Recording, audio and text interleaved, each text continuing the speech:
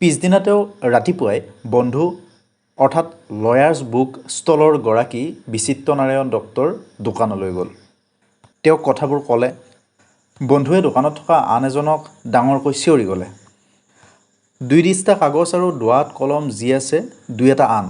প্ৰফেচাৰে গুৱাহাটী বিশ্ববিদ্যালয়ৰ কাম আৰম্ভ কৰিব লাগে। বন্ধুৱে খুব আনন্দ পালে। বন্ধুৱে তেওঁক গুৱাহাটী বিশ্ববিদ্যালয় আৰম্ভ কৰাৰ বাবে যি যাৱতীয় বস্তুৰ দৰকাৰ হৈছিল বিনা পইচাই দান কৰিছিল। ফণীধৰ দত্তই কাম কাজত সহায়ক হিচাপে ল'লে তেতিয়াৰ কটন কলেজত চাকৰি কৰি থকা হাজবি চাহাবক। ৰূপায়ণ চিনেমা হলৰ কাষত থকা এজন বঙালী কাঠমিস্ত্ৰীয়ে এখন মেজ, এটা আলমাৰী, 2খন চকী বিনা পইচাৰতে দান কৰিলে। সেই চকী মেজ আৰু বন্ধু দত্ত বৰুৱাই দিয়া কাগজ কলমেৰেই 1948 চনৰ জানুৱাৰীত ফণীধৰ দত্তই গুৱাহাটী ইউনিভাৰ্চিটিৰ কাম আৰম্ভ কৰিলে। কিন্তু এতিয়া কথা হ'ল উপাচাৰ্য কোন হ'ব? গোপীনাথ বৰদলৈৰ পৰা উত্তৰ আহিল কৃষ্ণকান্ত সন্দিকৈ।